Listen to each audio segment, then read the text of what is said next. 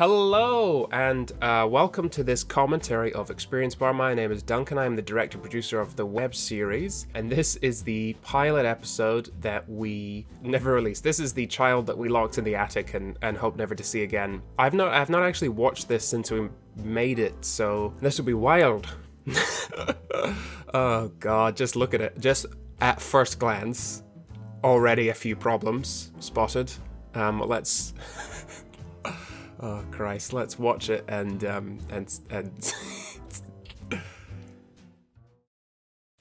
Welcome to Experience Bar, the show about the pairing of video games and alcohol. I am Jack Stone, your massively underprepared mixed alchemist for this evening. Oh no. We didn't even have the logo. Instantly we can see quite a lot of problems with everything and quite a lot of differences to the way we do it now. For starters, you can see we actually tried to decorate the table. You see on the right and the left there, we've got just like bits and bobs. This big booming tan sitting on the right. We didn't like the idea of using a table with a black tablecloth, so we decorated the set a bit more, trying to make it a bit cooler. The issue with that, of course, is it doesn't really look cooler. It just kind of looks more cluttered. So what you'll see in this episode a lot is actually just us trying to replicate the idea that we have a set without actually having a set. And the big elephant in the room, apart from Jack, is this gaping, horrible void behind him. And actually, discerning viewers will probably see that there's even a bit of green splash here and there across the frame, and that's because we shot all of this on a green screen. This entire episode was shot on green screen.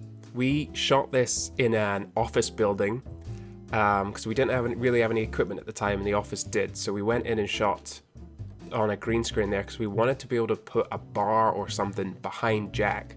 We wanted to pretend that we had a set, and we thought if we shot it on a green screen, we might be able to replicate the idea that we had a set instead of just a curtain.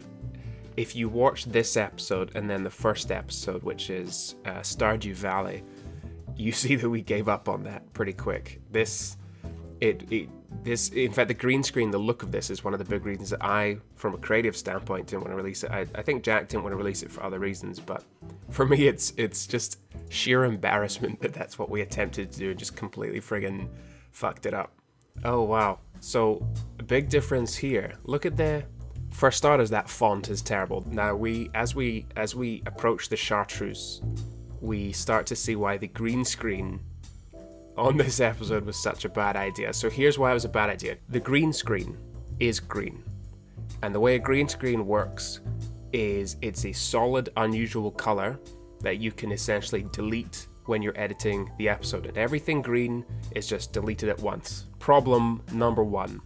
Our chartreuse bottle is a similar color of green. Problem number two. So is the fucking liquid.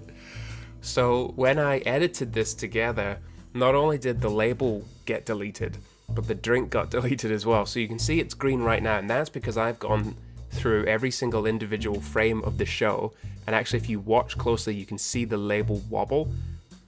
That is because yes, if I pause it right here, you can actually see a teeny sliver of green screen just above it. This is why we gave up on the green screen after this show and why we never released it, because look, you can't actually even tell the color of the drink because it's deleted, it's black because of what I've done as a video maker.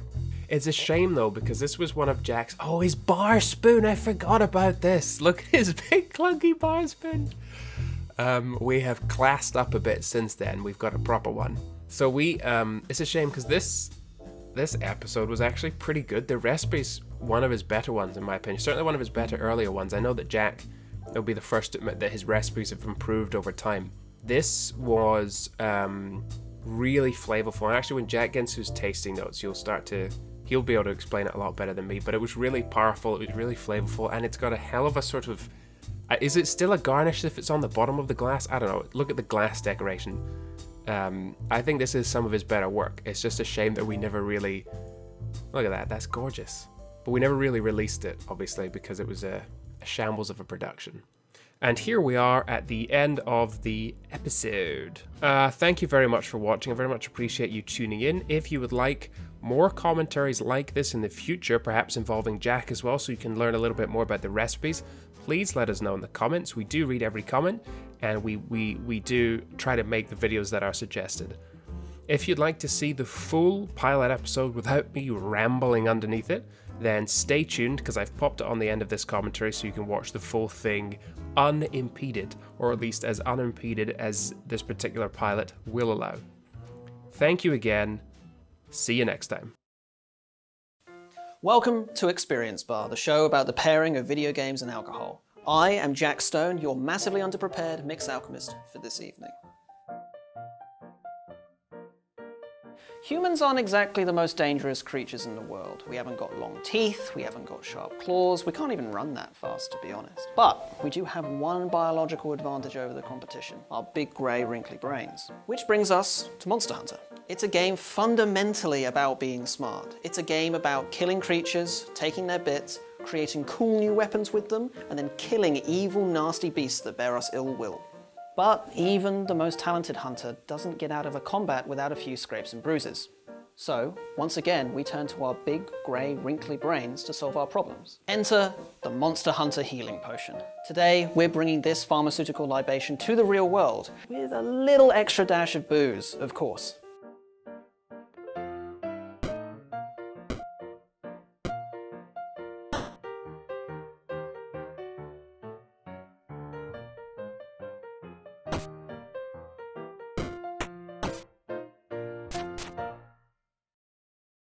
In the game, the healing potion is made from mushrooms, herbs, and honey. We've got the herbs and the honey, but you might be wondering where the mushrooms are. I did experiment a little bit with a mushroom-infused gin, but it tasted like liquid farts. If you really want to go authentic, if you really want to punish yourself, you can make mushroom-infused gin by putting a porcini mushroom in about a cup of gin in a sealed container overnight. You will end up with a kind of rusty brown drink that tastes like the earth and not in the good way.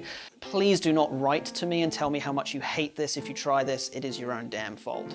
Now, for the actual drink. Here we go. We're going to start off with our shaker. We're going to add some ice. Next up, we're going to add our gin as the base liquor. Now you're going to add 2.5 ounces of this, which does make it a strong drink. If you've got a smaller glass, or you just simply don't want to get quite so smashed, just use a little bit less. It's not going to affect the flavor profile too much by reducing the amount of gin. Next up, we have got the chartreuse. Now what this is going to do is this is going to add a lovely splash of herbs and honey and spice and all that good stuff to our drink, which will now balance out with the lime juice. And once you've got all that sorted, you can either stir or roll this drink. There isn't really that much difference, it just depends on whether you've got a bar spoon or not. I have one, so I'm going to stir my drink for about 20 seconds until it's nice and cool.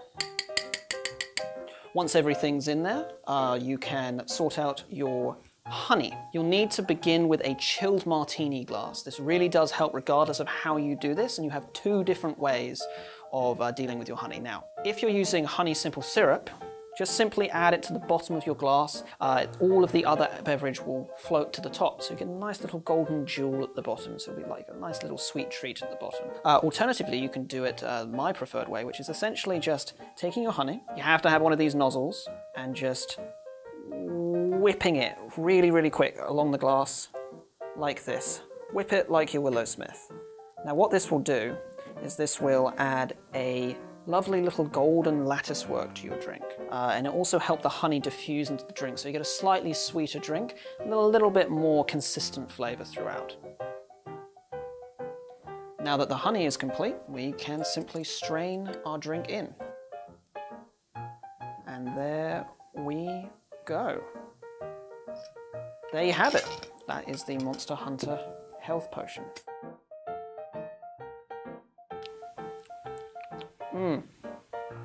Yeah, I feel reinvigorated already. Now, this is definitely a sweet drink, so if that's not really what you're after, you can just add a little bit more lime juice. I would be careful though, because if you add too much, you start losing the chartreuse and you essentially end up with a very sour martini. Personally, I love this drink just as we've made it. It's a little green treat to drink before food and with good company. And I'm hoping it'll help you get past that bullshit Diablos charge as well. This has been Experience Bar. I have been Jack Stone. This has been the Monster Hunter Health Potion. Hope you've enjoyed this as much as I have. We'll see you next time.